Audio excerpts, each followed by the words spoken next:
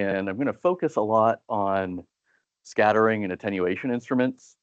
But a lot of these same principles also apply to absorption instruments, radiometers, satellite ocean color sensors, and so on. But I wanted to start with just this cool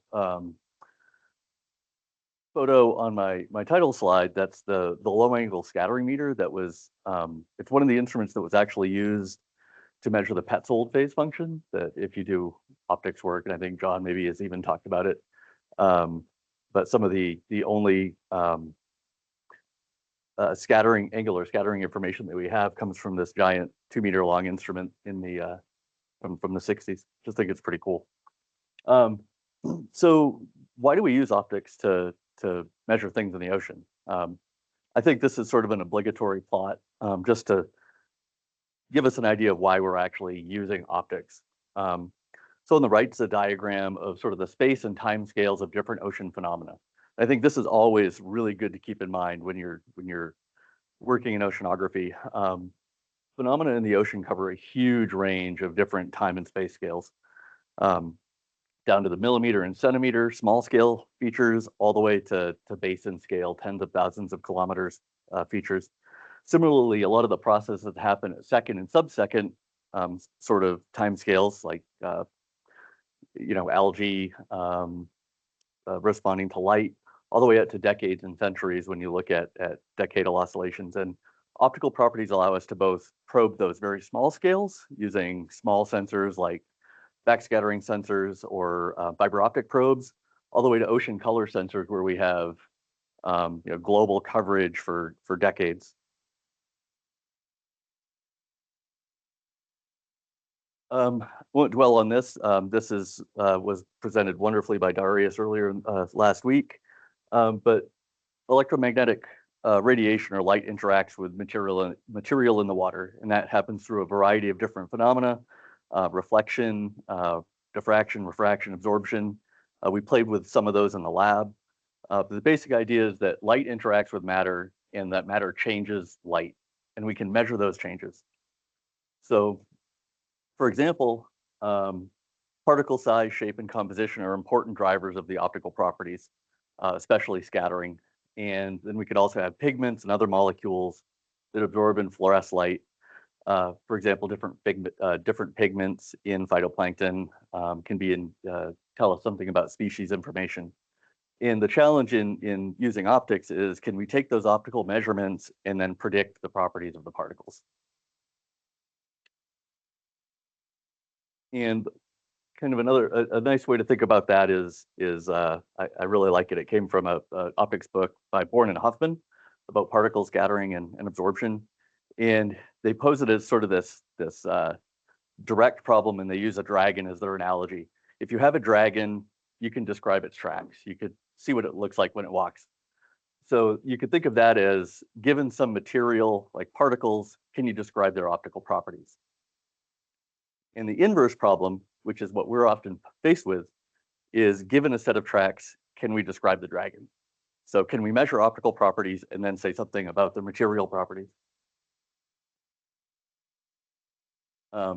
So here's an example of that. So we saw this earlier in the week where, depending on particle size, the shape of scattering by particles changes. So for smaller particles like molecules, we're in the Rayleigh scattering regime where scattering is more or less isotropic. So as we grow in particle size, we get more and more near forward scattering by those particles. So we can basically predict that using me theory and other optical theories. And the plot here is just a 3-dimensional plot showing one of those theoretical predictions for different particle sizes. For different particle sizes, as a function of angle, we can see what shape the scattering looks like. So that's what we call the forward problem. So that's predicting what the footsteps of the dragon look like. And can we take the measurements of scattering and then say something about particle size? And that's the problem that we're often faced with in ocean optics. So here's another example. I think Mike showed some of this data. So scattering by bubbles, or angular scattering by bubbles, has these very interesting features around 80 degrees due to just the nature of refraction and reflection within a bubble. And I think well, his movie didn't work, but he tried to show some data or some images from these measurements on the Scripps Pier, where there was a lot of bubble entrainment, but also a lot of sediment resuspension. And so these are average VSFs of sort of a particle background from the mascot, and then a bubble laden example. And you can see that feature around 80 degrees. So that's the kind of feature that we could use to predict whether or not a sample is just sort of the regular background particles or bubbles. So that's the sort of algorithm or design that we could use to build a sensor that could distinguish bubble laden water versus regular water. And then similarly, just with sediment laden water, we could do something similar just using sort of the shape of the scattering function. Some basic sensor concepts. Most of the things we do, we're going to have some material that we're sensing. It's the ocean, it's the things that are in the ocean, the phytoplankton, the dissolved materials. And for an in situ instrument where we're providing our own light source and we're making measurements like an AC device or a backscattering device, we've got a light source and some optics. We're probing the environment with that, and then we have some sort of receiving optics and detectors that we use to say something about the material in the water. And we can look at this sensing from two different sorts of approaches. One is an active approach where we have a light source that we're using to do the probing, or passive, where we're using some external light, so like the sun, for example. And some considerations that we have in these optical systems and these designs are, what sort of power do we need? What sort of spectrum do we need to probe the environment? Or if it's a radiometer or a passive sensor, can we get away without using any sort of light source or transmit optics? And similarly, how much power are we actually going to receive once the light interacts with the water and gets back to our detector? If it's a measurement that we're doing in the environment and it's open like a backscattering sensor, how do we deal with the fact that there's a ton of extra light that's competing with the light that we're using to sense? So we call that ambient light rejection. Some other things we think about in designing instrumentation, a lot of times we'll use reference detectors so that we can track drift in the light source. We have to think about calibration, similar to the ACS lab. We all did the clean water measurements. That's how we track the long-term drift in a lot of instrumentation. Calibration could be using things like beads or a standardized reflectance plaque to actually take the engineering units that are coming out of an instrument and connect it to physical units like backscattering. And then a lot of times there's auxiliary sensors. So we had a thermometer that we used in the AC lab so that we could get the calibration temperature so that we would know how to correct the instrument. So this is a very general idea of what we need to sense, to build an optical sensor. Quick reminder, one of the most important things we do, especially in ocean color, is decompose everything by wavelength. So thinking about things spectrally is sort of very key to ocean optics and ocean optic sensor design. How do we measure light? So we can do that sort of with two basic ways. One is using thermal detectors, which we actually measure the temperature change in a material based on it absorbing electromagnetic radiation. Or the other is quantum, so like photodiodes, where we actually have some sort of device that quantizes photons actually interacting with them and then converts that to some sort of electrical signal. And then as far as the quantity, the physical quantities we're worried about generally are watts of optical power. So that's energy per time. You'll also see in many places that we're concerned with what's referred to as spectral power, and that's power per wavelength, so optical power per nanometer. And when you read about optical sensors and optical sensor design, it's good to keep these two different concepts in mind, because a lot of times you'll just see capital phi or P's, and it's not clear what they're actually using, whether it's been normalized to wavelength. And most of the systems that we're working in are what we would refer to as band limited. So for example, on the ACS, even though we're looking at, say, a channel at 462 nanometers, it's actually 462 plus or minus some distribution around it. And so we always have to keep that width in mind because our detector is actually going to integrate across that bandpass. All right. So friendly reminder, the IOPs are properties of the medium and they don't depend on the ambient light field. So I'm going to talk a fair amount about IOP sensing today. And just to start from the very basics, the idea is you have some material, you have some amount of power going into it, so that's phi sub I, and then you have a certain amount that's absorbed within the material, certain amount that's scattered, and then a certain amount that's transmitted through the material. And we can quantify that and think about in terms of conservation of energy. For every amount of power that goes into that volume, it has to be either absorbed, scattered, or transmitted. And we quantify that basically by looking at the fraction of that energy that's either absorbed or, for example, scattered. And we call that capital A, the absorptance, and the capital B, the scatterance. And that's just very simply the fraction of the incident light that's either absorbed or scattered.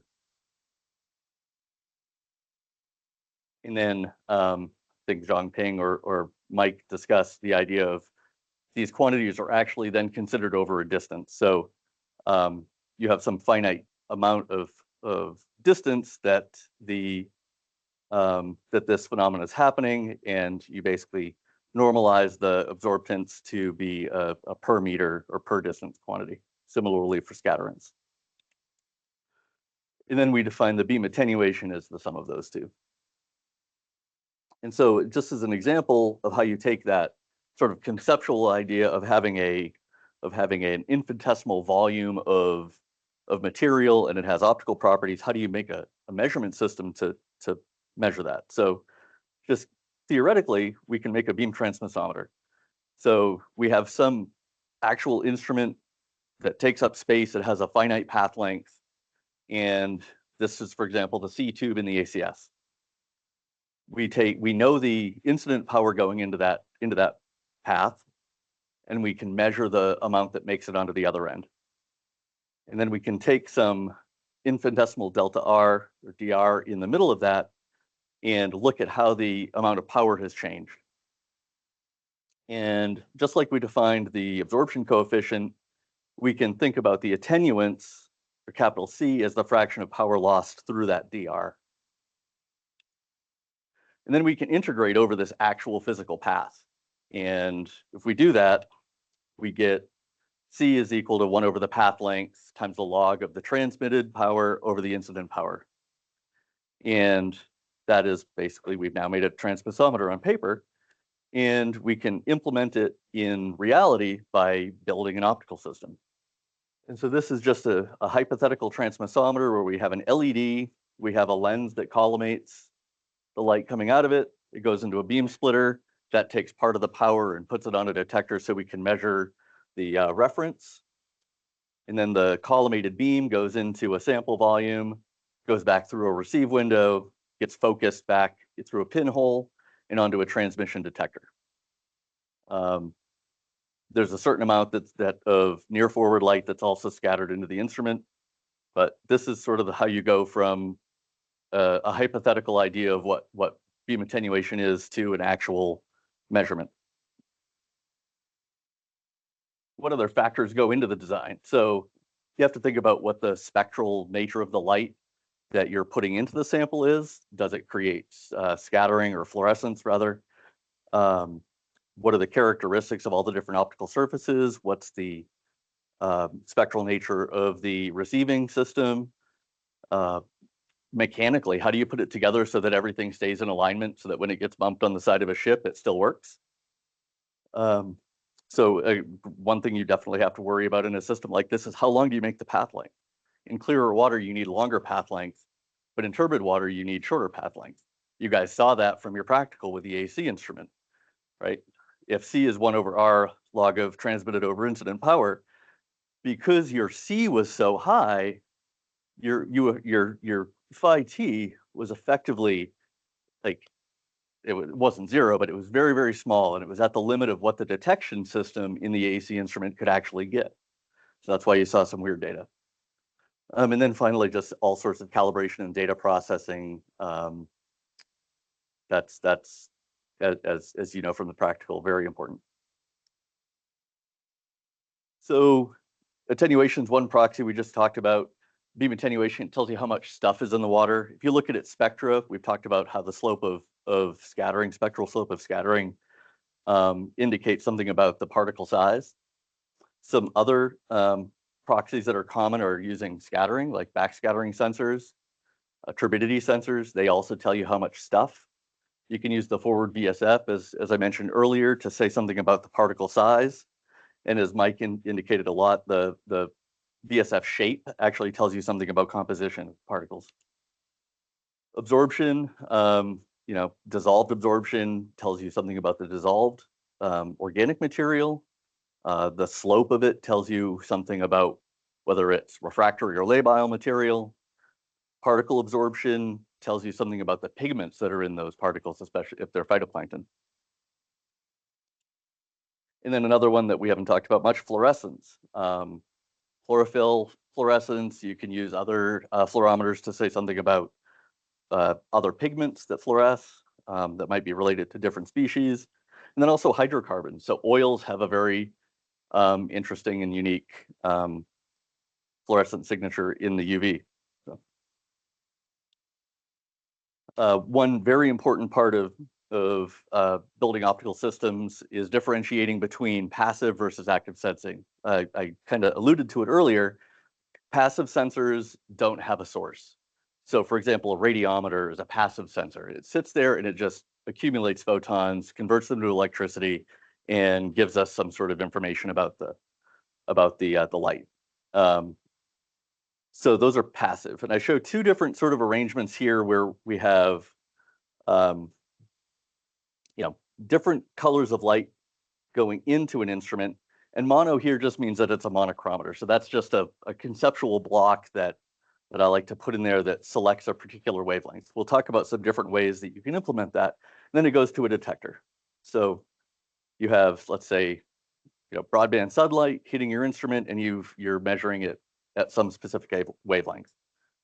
The second case here, I have this block called a spec or spectrometer. And that's like the prism or the diffraction grating that separates that incoming light into different colors of light, different wavelengths of light that are incident on a set of detectors. So those are passive sensors. Now, IOP sensors like the AC instrument are active sensors. So here we have a light source that's emitting some sort of light. And this is very much like the AC instrument. So we have a monochromator. In the case of the ACS, it's a linear variable filter that Mike showed a photo of. And that selects wavelengths to then go into the sample. And we have these sleeves, like the absorption sleeve, that isolate that sample from the ambient light. So we can detect it without worrying about being affected by that ambient light. In other cases, this is an example of what a backscattering sensor might look like, where you have a source that goes into a monochromator, and we select some wavelength that goes and it hits, let's say, material in the water, and that green goes into our detection system, and then red, maybe fluorescence, goes into our detection system, but also a huge amount of ambient sunlight goes into our detection system. So I indicated here with dashed lines the idea that we have to modulate this light. So there's different strategies, but one example is simply turning the source on and off very rapidly at kilohertz or faster to be able to track the effect of the ambient light. And one very key part of passive sensing is, since you don't need that modulation, you can have very long integration time. So you can see very low amounts of light. An example of how we measure angular scattering. On the left is just, I think this is actually the Petzold measurements for the VSF in their 3 different environments. And just to give you an idea of the challenge that we're faced with measuring something like the VSF, is we have 6 orders of magnitude in the environment that we're actually trying to measure across. So you go one place to the next, you might be orders of magnitude different. But even within one sample, you have 2 to 3 orders of magnitude from the near forward to the back scattering regions. And that's just a huge amount of dynamic range that you have to deal with. Mike and others have shown how you define the volume scattering function. We won't get into that much, but basically the simplest design to think about is that you have some sort of collimated source going into the water, and you have a receiver that is able to swing around the sample volume in some sort of mechanical contraption. And then you measure the intensity of light that's scattered from your sample volume into the receiver. And so going back to the definition of volume scattering function, you're basically looking at the scattered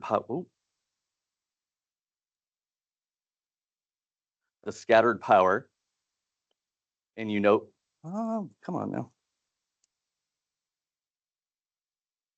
Uh-oh.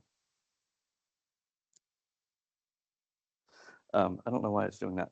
But you have the scattered power, you know your incident irradiance, and you know the volume that your sample that is being actually scattered into your receiver. So that's essentially how you would measure, and actually how the Petzold measurements were measured using a particular sensor called the GASM. One problem with this method is that it's geometrically really difficult. You can imagine the size of this receiver as you're swinging towards the near forward gets in the way. So you actually run into the fact that you can't get that close to near forward because the physical size of your receiving optics. Similarly, in the back scattering direction, once you're over here, you can't get any closer to the source. So there's a lot of geometrical considerations that you have to think about here, and it limits your angular range. And that's on top of all the signal to noise and dynamic range issues that are just the nature of the volume scattering function measurement. So this is the instrument that I had in the title slide, and it's called the LASM, or low angle scattering meter. This is very actually simple. In essence, it's a light bulb and a lens that collects light from the light bulb. It's then apertured just to control the shape of the light beam, and then it's collimated going into the sample volume. And then the transmitted beam, if it doesn't have anything happen, then gets focused onto a field stop here. In one case, you might have a pinhole, and then you have a detector here that effectively are a transmissometer. It's just like we derived here. But what they do with the low angle scattering meter is, instead of a pinhole here, you can actually have annuluses. Oh, geez, here we go again. And that's basically a ring that allows light to go through it. God knows what's going to happen if I keep pushing the button. So they can actually swap in different annuluses that allow different distances of light, and that corresponds to different angles scattering out of that volume. So this instrument, so if you're familiar at all with the Petzold, there's 2 instruments that went into there: the GASM, which is the general angle scattering meter, and the LASM. The GASM covers, a wide range of angles. This actually only measured, I think, 4 different angles in the near forward between like 0.1 or something and 5 degrees. So roughly 5 degrees. So this giant instrument to just measure 4 different angles. This is how we do it in more modern instruments. This is actually the LIST, which is a commercially available sensor from Sequoia Scientific. It's a very similar optical design in that you have, I can't give up on the pen. You've got a laser and then a beam splitter, so similar to our transmissometer, and a collimating lens, and then a transmit window, and then a receive window. So here is your sample volume, and light that's scattered from the sample volume hits this focusing lens here. And then that has the property of light at any given angle, no matter where it is in the sample volume, is going to hit a detector array at the same location. And then there's a pinhole in the middle of that detector array with a photodiode behind it to measure the transmitted power. Just looking at it schematically, this is kind of showing from the side what it looks like here. So if we had light at a different angle back here, that's terrible. It would, because it's at a shallower angle, would hit the detector at a region further towards the optical axis. So that's one way. And just, that giant contraption, the LASM measured 4 angles. This measures something like 32 or maybe 36 angles in a compact system without any moving parts. So another approach is what Mike was showing using something like the Mascot, where we have fixed detectors. He went over this pretty well, so I won't go into it. But here it's very robust. You're not worried about swinging any sort of detector around. But you do still have the issue of how far can you get in the near forward direction here, because you have this physical module that can't get too close to the beam, so you're limited. And similarly in the backscattering direction. So when Mike would deploy this sensor, he would actually put a list instrument on the same package to be able to get the near forward. And so you can see here, it's actually the combination of the two. Here's another approach to doing that. You could use a little bit more creative approach, which Yogi Agrawal at Sequoia came up with, which is to have a laser beam going into your sample volume, and then have what he called the roving eyeball. And so this is basically optics that's rotating. And as it's rotating, it's looking at different parts of the beam. So it rotates and then it looks at the next piece, rotates, looks at the next piece. And that's actually spinning at, say, revolution or 2 per minute. And it allows you to scan the entire beam and get an estimate of the scattering at different angles. You can use the same approach to think about how you measure VSF in the backwards direction. So in this case, we have our, something like an eco or a hydroscat or a hyper BB, and you have 2 windows, and you have your source window where you have some irradiance going into the volume, and then you're still detecting an intensity in the backwards direction at some angle. So here's your beam going forward, and then you've got a measurement in the backwards direction. What it looks like, for example, in an actual sensor. Here's the hydroscat, which was David Dana at Hobie Labs. Basically, you have transmit optics, reference photodiode, a window, and your light goes into a sample volume, and then you're looking at it, observing it from a backwards direction. You have a spectral filter and so on, and it's a tried and true approach. What are some of the common themes we have to think about? I'm just going to kind of buzz through these. They're just kind of words to have in mind when you're reading about optical sensors, sort of concepts that you have to think about. Pretty much every sensor is going to have to quantify the optical power coming in. Even to do a relative measurement, generally you're doing some sort of quantification of light. We have a lot of different approaches to do that. We could use photomultiplier tubes, CMOS arrays, CCDs, photodiodes. Photodiodes are probably the most common. In all those cases, you have to worry about calibration. So if you've ever worked with calibrating radiometers, you have to figure out what that detector response is for actual physical units of light. Very painful stuff.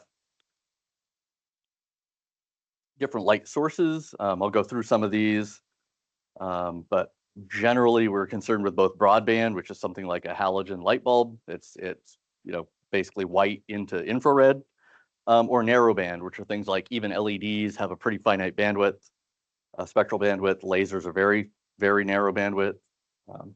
You've got a lot of different options there. How do you actually take apart these spectra? So if you have white light coming into your radiometer, how do you decompose that into a spectrum? So there's different ways of doing that. We played around with a couple, or at least we were supposed to play around with two. We played around with one with the diffraction grating. But how do you design an instrument to take that grating and then make a spectra out of it? You could also just use bandpass filters. So for example, the AC instruments, you're basically scanning a bandpass filter. Hyper BB is similar.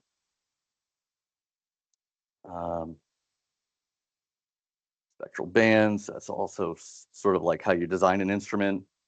Different optical elements that you get to use, different approaches for shaping the light, like collimating it. And then how do you do ambient light rejection? That's always an important thing.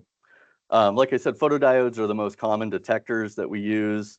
A photodiode is basically just a semiconductor device. It's a pin junction, but it's designed to allow light to hit the junction, which allows photons to hit the junction and create an electron hole pair, which is a photocurrent. So these devices inherently, as light hits them, create photocurrent. Gives you a sense of the responsivity. So pretty much every detector has some sort of finite responsivity. Photodiodes typically work in the visible, 400 to 700-ish, but like your TV remotes and things like that are also use photodiodes and infrared. So they actually are very efficient, but it does kind of give you an idea, when we're designing and pushing these instruments to work better and better down into the UV, it becomes a very difficult measurement. On a photodiode, our responsivity is just tanking as we're going into the UV. So that's one of the reasons that makes sensing across a really wide spectrum difficult.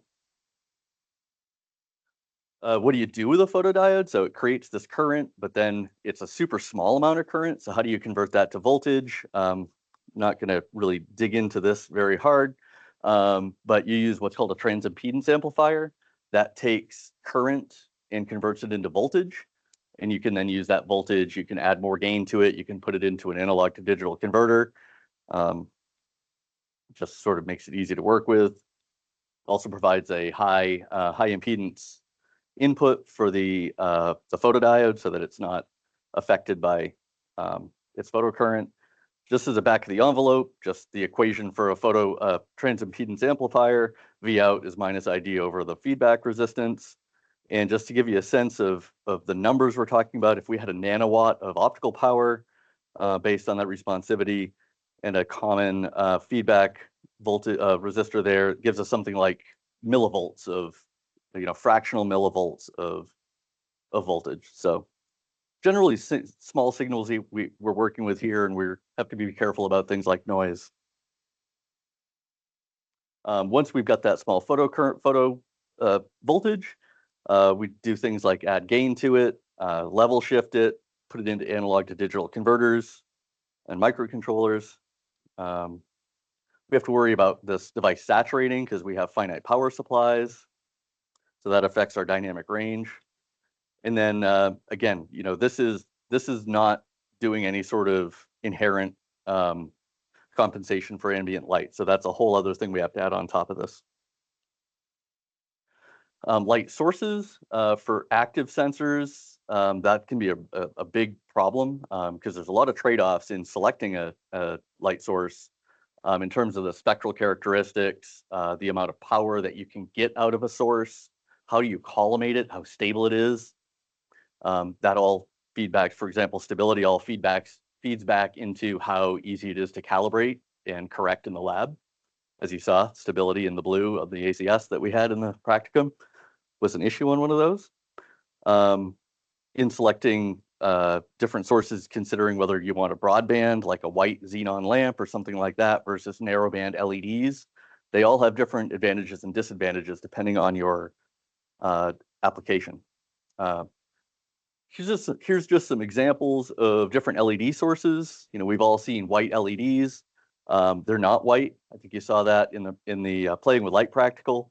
There's essentially a blue peak, and then that is absorbed by a phosphor that re-emits broadly in the green to yellow, and that looks like white to us. But if you think about, we're using these white LEDs for optical instrumentation. What do we do about the fact that we have almost no light in this 50-ish, 470-ish region? That's going to affect our signal to noise in that region. Other things, I think we've probably all seen different LEDs of different colors. What they actually look like in reality is, generally pretty Gaussian profiles. I showed here some LEDs down to 360. They have deeper UV LEDs, so you actually get pretty good spectral coverage in the visible and UV with LEDs.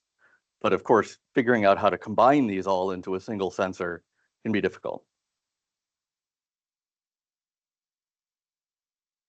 Another disadvantage to LEDs that's pretty important is most of them, I think you guys were able to image, like with the magnifier, you could sort of see what the actual LED chip looked like in the practical. They tend to be a fairly large source, so millimeters to several millimeters. And in terms of collimation, that can be very difficult. You have to throw away a lot of that light if you want to effectively collimate it. Some lamp sources, we've used halogen lights all the time, but they kind of have an issue down to getting into the UV. So if you've done spectroscopy, you typically would add a deuterium lamp onto there. That's got a nice UV peak. So you combine those two lamps. Xenon lamps are inherently broadband and get down pretty low to 300 pretty well. They're high power. They have a very small emitting source, so they're easily collimated. But there can be some stability issues because they're lightning in a bottle in a sense. They're flashing. They're xenon flashing lamps, so that arc is always moving just a little bit.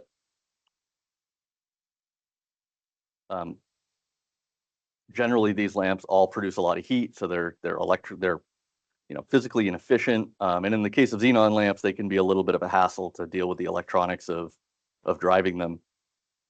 Lasers, I'm not going to get into lasers very much at all. Just want to point out that they can solve a lot of our issues in these optical sensors if you're really interested in measuring at one wavelength, because they're easily collimated, they're efficient, they can be pulsed, they can be continuous, but they can be modulated very easily, but they're also polarized. So if you're designing any sort of sensor that relies on polarization as part of your measurement, they're pretty much the best way to go. How do you deal with separating spectral energy, or how do you take that white light or light at different wavelengths and measure at a particular wavelength? The easiest way is to think about a bandpass filter. This is a bandpass filter at 532 nanometers, pretty common green wavelength that people use. And you can see it's very basic. You have a certain amount of light that's transmitted around that wavelength. There's also long pass and edge pass filters. There's notch filters. They're all just ways of sort of selecting different wavelength ranges. There's another kind of filter that's particularly important for one of our favorite things in the sky pace. Dichroic mirror is an optic that has a coating that takes two different wavelengths and it's effectively a long pass or short pass, but it allows, for example, in this case, wavelengths greater than some cutoff wavelengths to be transmitted through the mirror, and wavelengths below that to be reflected. And I'll kind of close with a use of that today. Long pass or linear variable bandpass filters. These are behind the Hyper BB and the ACS instruments. They're basically, you physically have this. This is an example of one LVF where you have along position, depending on your position on the filter, you have a different bandpass, down from about 400 to a little over 700 in this case. So with the ACS, this is cut, and the two halves are put on a filter wheel, and then it's scanned. And that's where, if you saw in your ACS data, just a little bit of a jump around 550 50 something, somewhere in there. That's just the nature of the wheel spinning and you're kind of going from one half of the filter to the other. In the Hyper BB, that same filter is not cut, but it's on a mechanical sled that has to go back and forth, which is one of the reasons it's a little slower, because you're physically reciprocating that back and forth. So that's what this looks like. So this is an example of the Hyper BB, just conceptual optics. These guys right here are the two LVFs, and we've got basically an LED source. We're focusing that source down through a pinhole in that LVF. So this is the LVF filter. And there's two matched LVF filters that are on this sled, and this sled is going back and forth. So we're physically moving the filter relative to the beam, and then that selects a wavelength that then goes out into the sample volume, and we then look at the same wavelength coming back. This is an example of what the spectra of the output looks like, and you can see there's actually, what does that look like? Look familiar? White LED source. So this, in the Hyper BB, we use a white LED source, and then we're shifting the LVF as we go along, and you can actually see how the output of these channels in this region are just lower because of the LED source. So this is the prism that we didn't have on last Monday. This is a dispersing prism. So basic prism geometry for an equilateral prism is right here. We don't need to get into the details of it, but basically for your incoming ray, it's going to depart the prism at some other angle, and relative to that angle is gamma. So this is gamma. Gamma depends on n. So these two are linked. And in a dispersing prism, we use glass that's has a refractive index that highly depends on wavelength. So for example, in the visible, from 400 to 700-ish, we have a lot of variation in the index of refraction as a function of wavelength. And what that ends up doing is, once we hit here, our departure angle changes depending on wavelength. That makes sense? It would have been a lot cooler to see it on Monday. How does it look like with a diffraction grating? So these are some examples of different spectrometer designs. These are all different designs that use stationary optics. In general, you're taking some incoming light. In the case of here, this is a basic design using a concave grating. Your incoming light hits that grating, and then the grating disperses it by wavelength. The gratings that we had were transmission gratings, like over here. So basically, we had one of these, and as you notice, when you put the white light through it, it dispersed into different. Actually, we did it with lasers, so you could see that the blue light just left the grating at a different angle than the red light. So that's the nature, basically, of how the gratings are working. These are really cool. These are some of the reasons that we're, getting really more compact instruments that measure things spectrally. On the left is a little mini spectrometer made by Hamamatsu that uses that sort of concave grating approach, where your light comes in, goes through a pinhole, and is reflected off this grating onto a detector array. Really cool. This thing's smaller than your fingertip. And it covers, I think, 340 to 850 nanometers, fairly wide bandwidth, something like 10 to 15 nanometers, but really incredible that you can put that in such a small package. If you're looking for a little bit more sensitivity or smaller channel width, you can go a little bit bigger to something like this Freedom UV spec by a company called Ibsen. We used something similar to these in when we designed the Hyper A, which is a integrating sphere absorption meter. They're just absolutely incredible. They're so compact, they're stable, and they really, like I say, they really make a sort of Lego style development. These are off-the-shelf parts that you can buy for relatively reasonable amounts of money to build sensors. So coming back to this forward problem, where we have the scattering angle, like we measure near forward scattering, and it's affected by particle size.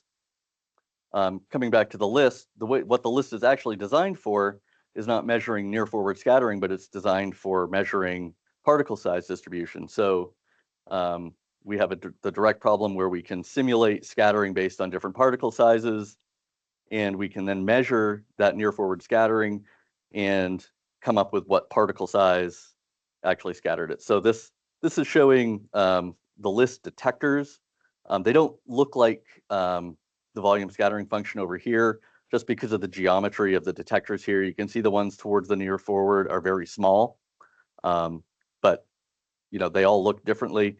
But the key is for a given particle assemblage that's in here, we can measure this and then use an algorithm to tell us what the particle size distribution is.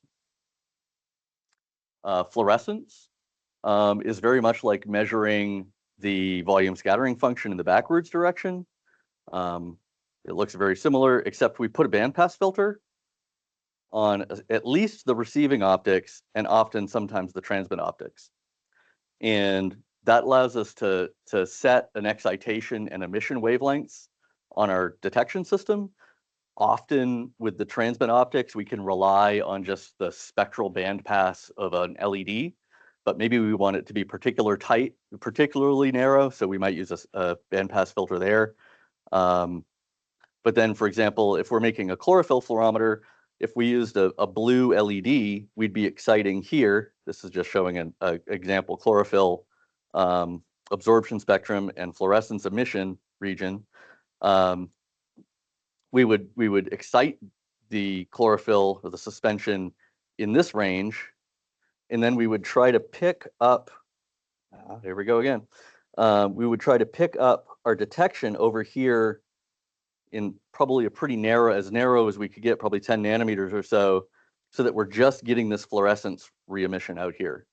So we would put our excitation over here and our emission. What are you doing there, buddy? Yeah, emission over on this side. We can get kind of complicated with that. Just to give you an example of all the different things that are fluorescing in seawater, this is just seawater. We've got different pigments that are fluorescing. Here's the excitation wavelength on this side, on the y-axis, emission wavelength here. So for example, that blue emission, if we're exciting it in the blue, we're going to then be looking at it in around 700, and that's our fluorescence there. But that's our chlorophyll fluorescence, but you can see there's all sorts of other stuff happening, like CDOM fluorescence, like fluorescent organic matter down here.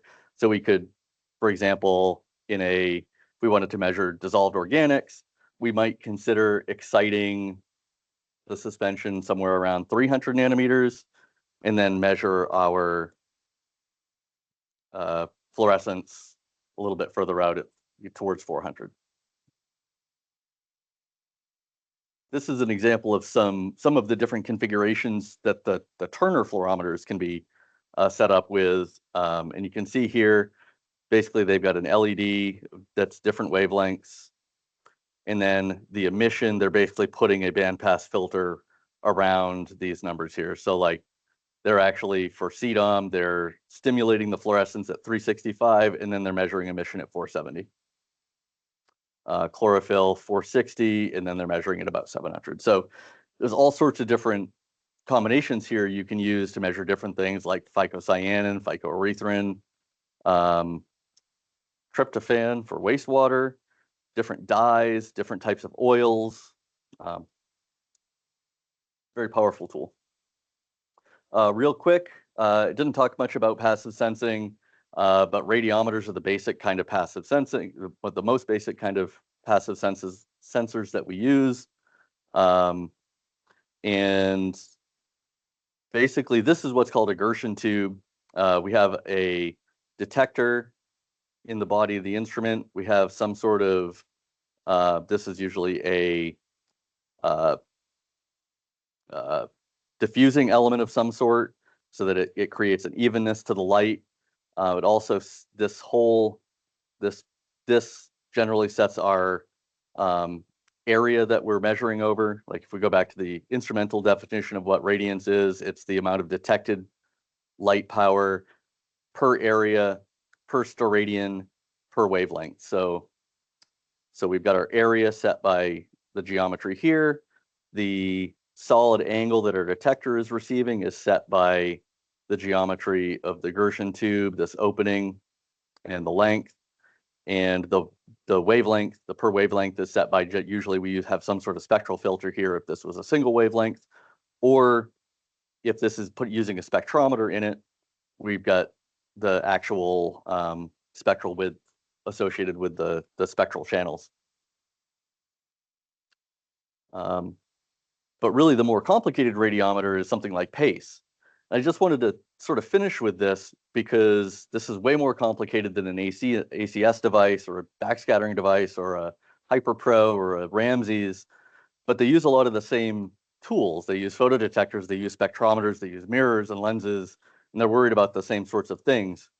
But I also think this is really cool because the way they deal with such a wide range of spectral channels is by using dichroic mirrors. So I said they basically allow longer wavelengths past some cutoff to pass, and then they reflect shorter wavelengths. So the broadband light that comes into PACE through its spectrometer slit, that's then collimated by the primary collimating mirror, goes through these two dichroic mirrors here. The first one splits off the blue light, or the lower half of the spectrum, from 340 to 600, and then the second, and then that allows light past 600 to pass through the dichroic, and then that is incident onto a second dichroic that passes the light from 600 to 890, I think, 890 to go to a second spectrometer module. And then all the longer wavelength light then goes into another part of the instrument that measures the SWIR channels. But just think that's a very nifty design, way to take, your limitations, which are designing a spectrometer that can cover a certain range, and then put it all together like Legos. So some parting thoughts on that. Yeah, like I just was saying, both simple and complex optical instruments use similar design approaches. They use similar elements, similar physics. Common themes amongst all of these instruments are characterization, calibration, data processing, validation, and it's always good to cross-compare different approaches. So different instrumentation that are measuring similar things, or that you can look at in terms of closure, comparing different things. And this is kind of a fire hose of random concepts, but just understanding a little bit about how these optical instruments work, I think helps you to understand the data that's coming out of these instruments. And I think that can help you determine that when there might be issues with methods. Does it make sense that things are certain? Does it make sense that your beam attenuation that's supposed to be a smooth function is tanking in the low blue and being all noisy? Like, it helps you look at things like that, and you can think about the optical reasons for it. I would have put up 3 books. Like, if you're interested in building more, or building sensors or understanding how they work, if you've never done embedded computing or anything like that, or built a sensor, this middle book, Physical Computing, is probably a really good one to start with. It's a little old at this point, so some of the computing side of it is a little dated, but the concepts are very good. It describes how you measure something and then put it into an embedded system so that it outputs a number that you can make sense of. How do you calibrate it? And then the optical side of things, this photo detection and measurement book is the electrical engineering nitty-gritty of how you do photodiode amplifiers. It's pretty heavy, but it's also got a pretty good explanation to a lot of things. And then this Building Electro-Optical Systems is a very good, just general book on how you build, well, electro-optical systems. And then informal, unofficial homework. These are 3 of the papers from last week's robust sensors and robust approaches talk. Just grab a QR code, pick one of these and read through it, read how they actually designed their optics, read how they calibrated their instrument. I think these are 3 really good examples of very simple designs, but it gives you an idea of how you can build something, make it work. That's it.